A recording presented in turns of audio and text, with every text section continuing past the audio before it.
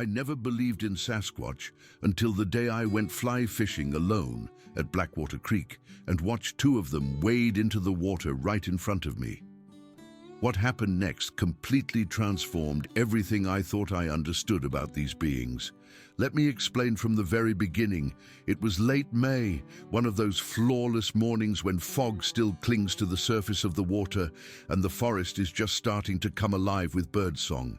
I had been anticipating this fishing expedition for several weeks, ever since my colleague told me about this isolated location approximately 60 miles west of the city. She said the salmon were so abundant up there, you could practically catch them with your bare hands. And after the spring I had endured, dealing with a difficult divorce and a stressful job transition, I desperately needed solitude and peace. The divorce had been a slow, grinding affair, leaving me feeling hollowed out and emotionally raw. The job transition, while a step up professionally, had been a trial by fire, demanding long hours and a steep learning curve that left me perpetually exhausted. I felt disconnected from myself, a stranger in my own life, and the idea of escaping to a place untouched by human noise felt less like a vacation and more like a necessity for survival. The drive consumed nearly 3 hours on progressively deteriorating roads. The final 8 miles were scarcely more than twin ruts carved through dense woodland. My sedan bounced and scraped over exposed roots and rocks, and I began questioning whether this journey was worth the damage to my vehicle. Each jarring thud against the undercarriage sent a fresh wave of anxiety through me. But when I finally emerged from the thick tree cover and saw Blackwater Creek stretching before me, broad and shallow, with pristine water flowing over polished stones, I understood immediately that every jarring mile had been worthwhile. The air was clean and sharp, smelling of pine and damp earth, a scent that felt like it was cleansing my lungs with every breath. I parked in a small clearing and collected my equipment.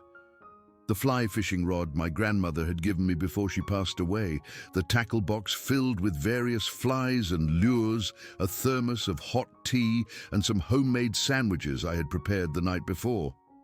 I deliberately left my phone in the car because there was no cellular service in this remote area anyway. And truthfully, that isolation was part of the attraction. No text messages, no work emails, no social media notifications, just me and the fish and the sound of running water. I established my position on the east bank of the creek, discovered a comfortable flat boulder to sit upon, and cast my line into the current. The water was perhaps 4 feet deep in most areas, maybe 5 feet at the deepest pools. You could see clearly to the bottom, observe the salmon darting between the submerged rocks and fallen branches. It was tranquil in a way I had nearly forgotten was possible in modern life. For the first 90 minutes, everything was absolutely perfect. I caught several small salmon, releasing them back into the water. The sun climbed higher in the sky, gradually burning away the morning fog, and I slipped into that meditative state that comes with fishing, where your thoughts drift aimlessly and time becomes meaningless. Then I heard something on the opposite bank. Initially, I assumed it was an elk. There was rustling in the dense undergrowth approximately 70 yards upstream from my position, but the sound was too substantial, too purposeful. Whatever was moving through that vegetation was enormous, genuinely massive. The sound wasn't the clumsy crashing of a deer or the heavy plodding of a bear. It was the deliberate, rhythmic parting of thick brush, the sound of something immense moving with confidence through its own territory. I set down my fishing rod carefully and simply watched, my heart beginning to accelerate. Could be a grizzly bear, I thought.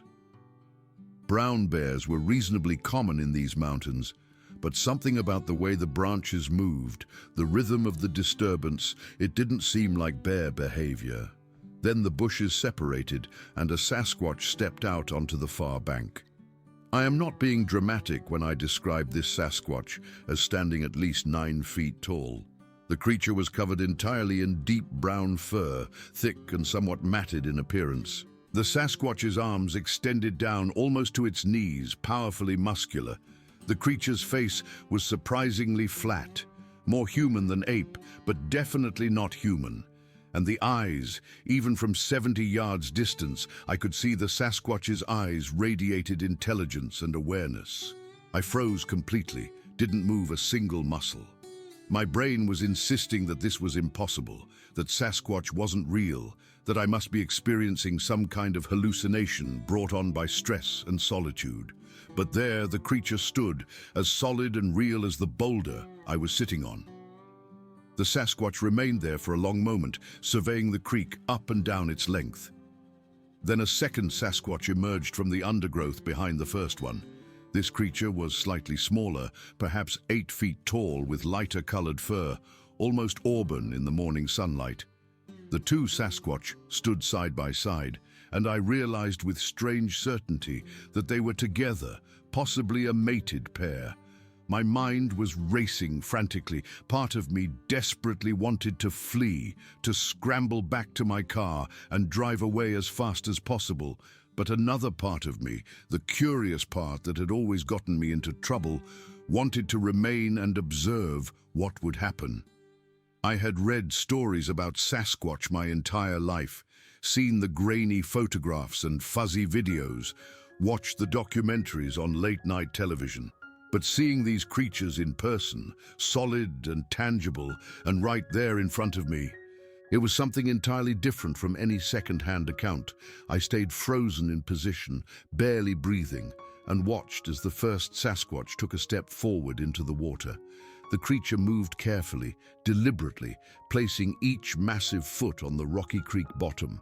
The second Sasquatch followed, and together they began wading into the creek. At first, I couldn't comprehend what the creatures were doing. They moved slowly through the shallow water, staring down intently at the surface. Then, the larger Sasquatch suddenly plunged both hands into the water and emerged holding a wriggling salmon. The creature held the fish up, examining it briefly, then handed it to the smaller Sasquatch, who accepted it and placed it on the bank. They were fishing. These Sasquatch were fishing with their bare hands. I watched, absolutely mesmerized, as the creatures moved through the water, catching fish after fish with remarkable speed and precision. Their technique was elegantly simple but incredibly effective. They would stand perfectly still, watching the water intently, and then strike with lightning speed when a fish swam within range. It was like watching a bear fish, but more controlled, more deliberate, more intelligent. They worked their way downstream, gradually getting closer to where I sat perched on my boulder. My heart was pounding violently now. Part of me still wanted to run, but I was too fascinated to move. These Sasquatch didn't seem aggressive or threatening. They were simply fishing, conducting their business as if it was the most natural thing in the world. Then the larger Sasquatch stopped and looked up. The creature was perhaps 40 yards away from me now, close enough that I could see individual hairs on its arms, the texture of its face, the way water droplets clung to its fur. The Sasquatch stared directly at me, and for a prolonged moment, neither of us moved a muscle. The creature knew I was there. It had probably known the entire time. The smaller Sasquatch noticed that the larger one had stopped and looked up as well. Now, both creatures were staring directly at me. My mouth went completely dry. I tried to swallow but couldn't. Everything I had ever heard about Sasquatch encounters flashed through my mind in rapid succession. The stories about aggression, about creatures throwing rocks or charging at people who ventured too close to their territory. But these Sasquatch just stood there watching me calmly. They didn't appear angry or threatened. If anything, they looked curious, almost intrigued. Then they started walking again, not away from me back into the forest, but toward me. They waded through the shallow water, coming straight in my direction. That is when genuine fear finally overwhelmed me. My entire body went rigid with terror. I wanted desperately to run, Every survival instinct was screaming at me to jump up and bolt for my car, but I forced myself to remain still. You never run from a predator. That is what every wilderness guide says. You never run because that triggers their chase instinct, and these Sasquatch were clearly apex predators. No doubt whatsoever about that. They were massive and powerful, and if they wanted to catch me, I wouldn't stand any chance of escape. So I stayed frozen on my boulder, watching as they got closer and closer. The creatures reached the middle of the creek, maybe 20 yards away now. Then they stopped at the edge of the water on my side of the bank. The larger Sasquatch lifted its head and started sniffing the air with long, deliberate inhalations, its nostrils flaring wide. The creature was scenting me, I realized, analyzing my smell. The smaller Sasquatch did the same thing. Both creatures standing there at the water's edge, testing the air like wolves, picking up a scent trail. I held my breath. Sweat was running down my back despite the cool morning temperature. My mind raced through my options frantically. Should I run anyway? Should I try to make myself appear larger and more threatening? Should I attempt to communicate somehow? Nothing in my experience had prepared me for this situation. Then the larger Sasquatch did something completely unexpected. The creature reached down into the water, caught another salmon with one swift motion, and held it up toward me. The Sasquatch extended its arm fully, the fish dangling from its enormous hand, clearly offering it to me. I stared at the creature in absolute disbelief. Was this really happening? Was a Sasquatch actually offering me a fish? The smaller Sasquatch made a soft sound, almost like a grunt or a hum, and gestured toward the fish as well, as if encouraging me to accept the offering. My hands were shaking as I slowly stood up from my boulder. Every movement felt dangerous, like I was walking on thin ice that could shatter at any moment. The Sasquatch didn't move, just kept holding out that fish, waiting for me to respond. I took one careful step forward, then another. The creatures remained still, watching me intently but not aggressively. When I was about 5 feet away, close enough to smell their musky, earthy scent, I reached out with both hands and carefully accepted the fish from the larger Sasquatch. The creature's hand was enormous, easily 3 times the size of mine, covered in thick fur but surprisingly dexterous. When my hands touched its hand briefly during the transfer, I felt the warmth of its skin, the coarseness of its fur, the undeniable reality of this impossible being. The Sasquatch made a low rumbling sound that might have been satisfaction or approval, then turned and waded back into the water. The smaller Sasquatch followed, and together they continued fishing, occasionally glancing back at me as if to make sure I was still there. I stood on the bank holding that salmon, my mind completely overwhelmed. What had just happened? Had I just had a friendly interaction with a Sasquatch? The creature had offered me food, a gesture of peace, maybe even friendship, and I had accepted it.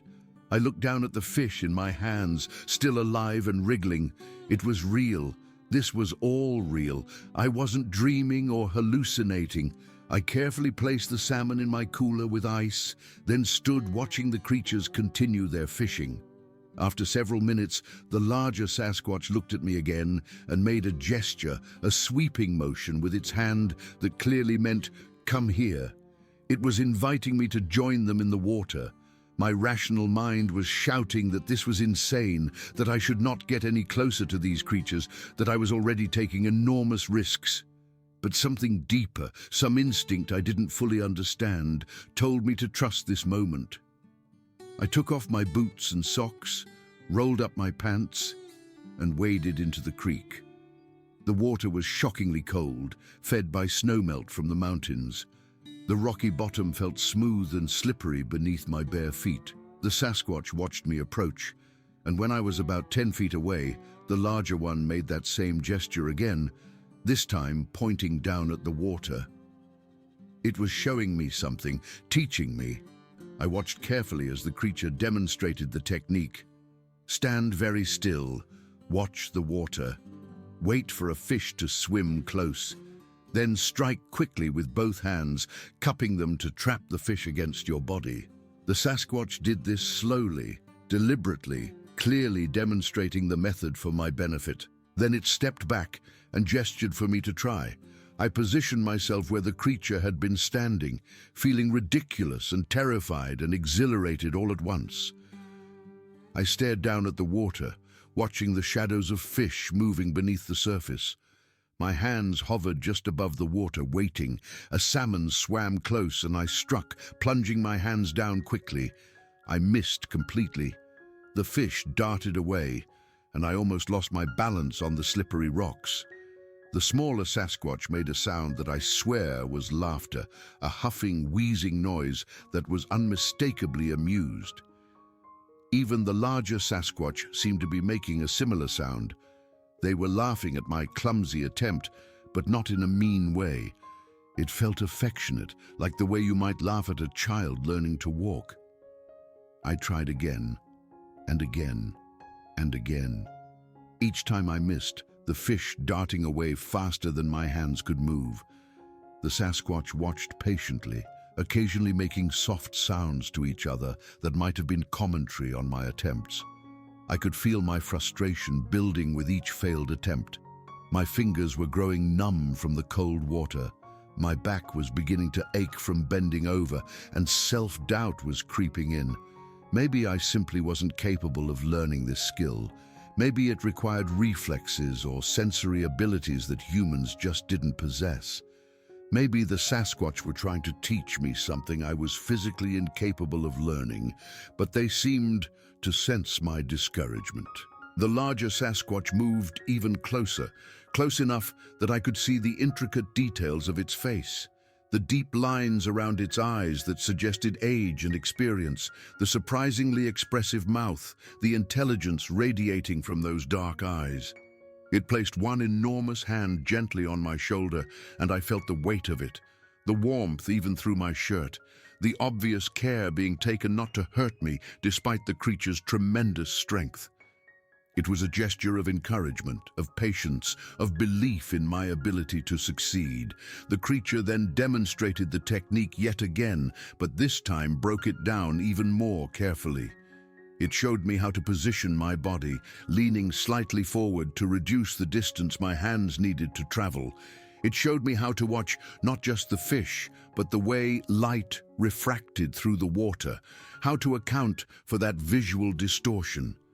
It showed me how to relax my shoulders and arms so the strike would be fluid rather than tense and jerky. Most importantly, it showed me how to breathe, taking a deep breath and holding it just before striking, which steadied my body and sharpened my focus. I watched carefully, absorbing every detail of the demonstration. Then, I positioned myself exactly as the creature had shown me, adjusted my breathing, watched the water with soft focus rather than intense staring, and waited. A salmon approached. I tracked it smoothly, anticipated its path, took a deep breath, and held it. Then struck with fluid motion toward where it would be rather than where it was. My hands closed around something solid and wriggling and very much alive. I had caught a fish.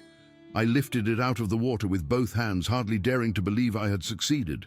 The Sasquatch made loud vocalizations that echoed across the creek, sounds of genuine celebration and approval. The smaller one actually clapped its hands together several times, creating sounds like thunderclaps that startled birds from nearby trees. They were celebrating my success as if it was their own achievement, genuinely happy that I had learned their technique, that I had persevered through frustration and succeeded. I felt a surge of joy and pride that was completely out of proportion to the accomplishment. It was just a fish, just one salmon caught through a method that these creatures used effortlessly. But it represented so much more than that. It represented connection across species, the transmission of knowledge from teacher to student, the validation that I was capable of learning their ways. It represented their patience and my persistence, their generosity and my openness to new experiences. That fish was a symbol of everything remarkable about this encounter, and I understood instinctively that I would remember this moment for the rest of my life. The creatures seemed to understand the significance too. They didn't immediately return to their own fishing. Instead, they stood there in the water with me, honoring the moment, allowing me to savor my achievement. The larger Sasquatch reached out and gently touched the fish I was holding, then touched my hands, then its own chest, making a connection between the three of us. We were united in this moment, this experience, this shared knowledge. For the next hour, we fished together, and the experience transformed from terrifying to comfortable to genuinely joyful. The three of us standing in that cold, clear creek, catching salmon with our hands. The Sasquatch were far more skilled than I was, catching 10 fish for every one I managed, but they were patient teachers. Occasionally, the larger one would gently adjust my positioning or demonstrate a subtle variation in technique. We didn't speak, couldn't speak, but we communicated through gestures and sounds and shared understanding. When we had caught enough fish, and my hands were completely numb from the cold water, the larger Sasquatch gestured toward the bank. We all waded out together, and the creatures led me upstream along the creek. I followed without hesitation. My fear had completely evaporated, replaced by curiosity and something that felt like trust. These beings had shown me nothing but kindness. They had shared their knowledge with me, celebrated my success, treated me like a welcome companion. Whatever they wanted to show me, I was willing to see. We walked for perhaps 20 minutes through increasingly dense forest, the Sasquatch moving with surprising grace through the undergrowth, despite their enormous size. They navigated the obstacles effortlessly, barely making a sound, while I crashed along behind them, snapping branches and stumbling over roots. I noticed how they moved, placing each foot carefully, choosing paths that minimized disturbance to the vegetation, ducking under low branches that I had to push aside. They were perfectly adapted to this environment, at home in these woods in a way I could never be, despite all my hiking experience. The forest grew quieter as we walked deeper, the sounds of the creek fading behind us. The canopy became thicker overhead, filtering the sunlight into a green twilight. The air smelled of moss and decay and growing things, that rich forest scent that's both sweet and earthy. I found myself hyper-aware of every detail, knowing that I was experiencing something extraordinary, wanting to memorize everything about this journey into the Sasquatch's territory. Eventually, we arrived at a small clearing deep in the forest, and what I saw there made me stop in my tracks, my breath catching in my throat. The clearing was filled with structures, dozens upon dozens of them. Trees had been bent and twisted into strange formations, perfect arches and spirals and geometric patterns that couldn't possibly be natural. Young saplings had been carefully shaped as they grew, guided into curves and loops that defied normal tree growth patterns. Branches from different trees had been woven together overhead, creating intricate lattices and canopies. Larger branches had been arranged on the ground in patterns that looked almost like writing or symbolic notation. Stones were stacked in careful cairns of varying heights, some just a few rocks high, others rising nearly to my chest. Some of the rock formations incorporated pieces of wood, creating hybrid structures that seemed to blend stone and plant material deliberately. It was like stumbling into some kind of outdoor art installation or sacred site, except I knew immediately that these were created by the Sasquatch. The clearing had clearly been used for a very long time. Some of the bent trees showed decades of growth in their twisted forms. Some of the stone cairns had moss growing on them, indicating they had been in place for years. But there were also fresh structures, newly bent saplings, recently arranged stones, showing that this place was actively maintained and continually modified. The creatures moved through the clearing with obvious familiarity and affection, occasionally touching certain structures as if greeting old friends or checking on their condition. The larger Sasquatch picked up a large branch that was lying near the edge of the clearing and demonstrated its strength by bending it between its hands. The wood flexed and groaned, curving into an arc that would have been impossible for me to achieve. Then it pointed to various structures around the clearing, making soft vocalizations that might have been explaining their purpose or significance. Some seemed to be territorial markers, boundary signs warning other creatures about who controlled this space. Others appeared more decorative or ceremonial, created for aesthetic reasons rather than practical ones. I noticed that several of the formations aligned with cardinal directions, suggesting some kind of astronomical or navigational significance. The precision and intentionality of these formations was undeniable and deeply moving. This wasn't random behavior or natural phenomena. This was intelligent design, creativity, artistry, cultural expression. The Sasquatch were builders, creators, artists, beings with aesthetic sensibilities and the desire to shape their environment in meaningful ways. These structures represented thought and planning and skill, the investment of significant time and effort into creating something that served purposes beyond mere survival. I walked carefully through the clearing, examining the structures with wonder and respect, trying to understand the logic or meaning behind their designs. Some patterns repeated, suggesting cultural traditions or symbolic significance. Some structures seemed to tell stories, arrangements of stones and branches that created sequential narratives I couldn't quite interpret. Some were simply beautiful, pleasing to the eye in ways that transcended utilitarian function. The smaller Sasquatch led me to the center of the clearing, where a circle of large stones had been arranged around a flat rock that served as a kind of seat or throne. The stones were smoothly worn, suggesting they had been touched and used by many hands over long periods of time. The creature gestured for me to sit, indicating that this was a place of honor or importance, and I did, settling onto the stone with a sense of reverence. Both Sasquatch sat down as well, one on either side of me, and for a long moment we simply sat together in silence, three beings sharing space in this sacred place. It was one of the most peaceful and profound moments of my entire life, sitting in that clearing surrounded by evidence of Sasquatch culture and creativity. The forest around us was alive with sound, birds calling their territorial claims, wind rustling through leaves creating whispers and sighs, the distant murmur of the creek that was barely audible from this deep in the woods. The sun filtered through the canopy, creating constantly shifting patterns of light and shadow on the ground, illuminating dust motes floating in the air. And I sat between two Sasquatch, these legendary creatures that weren't supposed to exist according to modern science, and felt completely safe and accepted and honored by their presence.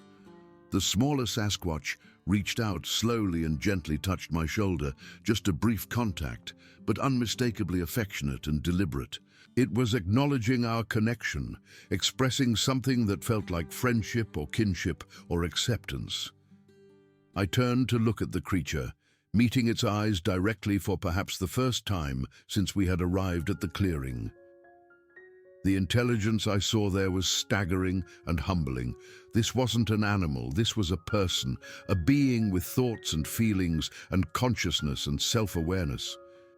The Sasquatch was looking back at me with the same curiosity and wonder that I felt looking at it, studying me as intently as I was studying it, trying to understand who and what I was, just as I was trying to understand who and what it was. We held that gaze for several long moments, and I felt something shift inside me, some fundamental recognition that I was in the presence of another sentient being whose experiences and inner life were as rich and complex as my own, just different in ways I could barely begin to imagine. We stayed in that clearing for another hour, the three of us simply existing together in peaceful companionship. The Sasquatch occasionally made soft sounds to each other, communications I couldn't understand, but that seemed calm, and content and pleased. Sometimes they would get up and adjust one of the structures, repositioning a stone or rebending a branch, maintaining their space with obvious care and pride. They seemed to be tending to this clearing the way I might tend to my garden at home, showing ownership and responsibility and aesthetic concern. I watched them work, noticing how they collaborated wordlessly, how one would begin a task and the other would assist without needing instructions, how their movements were coordinated and complementary. They had clearly worked together for a very long time, knew each other's rhythms and preferences and methods. They were partners in the deepest sense, not just companions, but true collaborators in the project of living. Eventually, the larger Sasquatch stood up and looked at me, then toward the direction we had come from. It was time to go. They were escorting me back to the creek, back to my fishing spot, back to the boundary between their world and mine. We walked back through the forest together, this time more slowly. I wanted to memorize every detail, knowing that this experience would never happen again, that I was living through something extraordinary and fleeting. When we reached the creek bank, where my gear was still sitting on the boulder, the Sasquatch stopped. The larger one turned to face me, and we stood looking at each other for a long moment. I wanted to say thank you, wanted to express my gratitude for everything they had shown me, but I had no words they would understand. So I simply placed my hand over my heart and bowed my head slightly, a gesture of respect and appreciation. The Sasquatch seemed to understand. It placed its enormous hand over its own chest, mirroring my gesture, then turned and waded back into the creek. The smaller Sasquatch did the same, offering me one last look before following its companion into the water. I watched them fish their way back upstream, gradually disappearing around a bend in the creek. When they were finally out of sight, I sat down on my boulder, my legs suddenly weak and shaky. What had just happened? I had spent the morning with Sasquatch. I had learned to fish with my bare hands. I had been welcomed into their territory, shown their creations, accepted as a friend. It was impossible, it was real, and it had changed me forever. I gathered my gear slowly, moving like someone in a dream. My cooler now contained several salmon, including that first one the Sasquatch had given me. Physical proof of the encounter, though I knew I would never be able to explain to anyone how I really caught these fish. The drive home took even longer than the drive out, partly because I was exhausted, partly because I kept stopping to process what had happened. My mind was spinning, trying to integrate this experience into my understanding of reality. Sasquatch were real. They were intelligent, social, creative beings. They could be friendly, even generous, if approached with respect. Everything I thought I knew about the natural world had been turned upside down. When I finally arrived home late that afternoon, I cleaned the fish mechanically, my thoughts elsewhere. I kept replaying the encounter in my mind, examining every detail, trying to burn it into my memory where it could never fade or be lost. That night I lay in bed unable to sleep, staring at the ceiling and thinking about those creatures. Where did they come from? How long had they been in these mountains? How many of them were there? What else did they know? What other abilities and knowledge did they possess? I wanted desperately to tell someone about my experience, to share this incredible encounter with another human being who might understand its significance, but I knew I couldn't. Who would believe me? I had no photographs, no video evidence, just my story and a cooler full of fish. People would think I was lying or delusional or seeking attention. Worse, if people did believe me, they might go looking for the Sasquatch, trying to capture them or study them or exploit them in some way. I couldn't let that happen. The creatures had trusted me, had shown me kindness and hospitality. Betraying that trust by exposing them to the world would be unforgivable. So I kept silent. I told my colleague that the fishing had been excellent, showed her the salmon I had caught, and said nothing about how I really caught them. I told my family I had enjoyed a peaceful day in nature, which was true enough, and left out the most important details. The secret became mine to carry alone. In the weeks and months that followed, I thought about returning to Blackwater Creek, hoping for another encounter, but something held me back. That morning had been perfect, a gift freely given. Trying to recreate it or force another meeting felt wrong, like it would diminish the magic of that first experience. The Sasquatch had shared something precious with me, and I needed to respect that by not becoming greedy for more. Instead, I let the memory sustain me. When work became stressful, when the divorce proceedings became contentious, when loneliness threatened to overwhelm me, I would remember that morning by the creek. I would remember the feeling of standing in cold water beside creatures that weren't supposed to exist. I would remember the larger Sasquatch demonstrating fishing techniques with infinite patience. I would remember the smaller one touching my shoulder in that clearing. I would remember that I had been part of something extraordinary, something that most people would never experience in their entire lives. The memory changed me in ways I'm still discovering. I became more patient, more observant, more willing to accept that reality contains mysteries and wonders beyond our current understanding. I became more protective of wild places, understanding now that they harbor secrets we're only beginning to suspect. I became more humble, recognizing that humans aren't the only intelligent beings on this planet, that we share the world with consciousness and creativity we've barely acknowledged. I also became more careful about what I believed was possible and impossible. If Sasquatch were real, what else might be real? What other legendary creatures or paranormal phenomena might actually exist, dismissed as myths only because we haven't yet proven them scientifically? The experience opened my mind to possibilities I had previously rejected out of hand. Several years have passed since that morning at Blackwater Creek, but I still think about it constantly. The memory hasn't faded or become less vivid. If anything, it has grown more precious with time, more significant. I realize now that those hours with the Sasquatch were a turning point in my life, a before and after moment that divided my existence into two distinct chapters. Before that encounter, I was someone who believed the world was mostly known, mostly explained, mostly mapped and categorized and understood. I was someone who trusted science and data and physical evidence, who dismissed stories and legends as products of ignorance or imagination. I was someone who moved through nature as an outsider, a visitor, separate from the wild world and superior to it. After that encounter, I became someone different, someone who understands that the world contains far more mystery than certainty, far more wonder than explanation. Someone who knows that there are beings sharing this planet with us, beings we don't acknowledge or understand, beings who have their own rich lives and cultures that exist parallel to ours, someone who moves through nature with humility and respect, understanding that I am a guest in a world that belongs to countless others.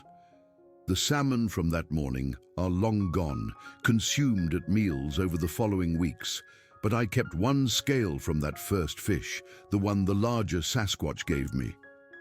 I pressed it between the pages of a book, preserving it as the only physical evidence of my encounter. Sometimes I take it out and look at it, a small shimmering reminder that what happened was real, that I didn't imagine it or dream it. That scale is my secret treasure, worth more to me than any jewelry or expensive possession. I've wondered countless times what those Sasquatch thought of me. Did they tell other members of their kind about the strange human female who accepted their fish and learned to catch salmon with her hands? Did they remember our encounter with the same significance I do, or was it just another ordinary day for them, unremarkable and quickly forgotten? I like to think they remember that somewhere in those mountains there are two Sasquatch who occasionally think about that morning when they befriended a clumsy human and showed her their world. I wonder if they've had other encounters with humans, other moments of connection and sharing. Or was I unique, the only person who happened to be in the right place at the right time, who responded to their overtures with acceptance instead of fear? I hope I'm not unique. I hope there are others out there, other people who've had similar experiences, who carry similar secrets. We form an invisible community, those of us who know the truth about Sasquatch, scattered across the country, but united by our shared knowledge of something profound and hidden. Sometimes I imagine us finding each other somehow, sharing our stories, comparing our encounters, but I know that's probably impossible. We keep our secrets carefully guarded for good reasons, and breaking that silence would risk exposing the creatures we're trying to protect. So we remain isolated from each other, each carrying our own private knowledge, our own precious memories. I've changed my life in other ways because of that encounter. I started volunteering with environmental organizations dedicated to preserving wilderness areas. I donate money to land conservation efforts. I've become an advocate for protecting old-growth forests and pristine watersheds. I do this partly out of general principle, believing that wild places have inherent value regardless of what creatures might live there. But I also do it specifically to protect the Sasquatch, to ensure they have habitat where they can continue living undisturbed. Every acre of forest that's preserved, every river that's protected from development, that's another place where these remarkable beings might fish and build their structures and live their mysterious lives. I think about the implications of the Sasquatch's existence constantly. If these creatures are real and have remained hidden for so long, what does that say about our understanding of the natural world? How many other species might exist undetected? What other mysteries lurk in the vast wilderness areas we've barely explored? The arrogance of assuming we've discovered and catalogued every significant creature on the planet seems laughable now. The world is far stranger and more populated than we imagine. I also think about what the Sasquatch's intelligence and creativity means for our understanding of consciousness and personhood. If these creatures can communicate, create art, demonstrate emotions and social bonds, teach skills to others, what does that mean for how we define intelligence? The structures I saw in that clearing were evidence of abstract thought, artistic sensibility, cultural transmission of knowledge. These weren't simple animals. They were people, non-human people perhaps, but people nonetheless, with inner lives and experiences we can barely imagine.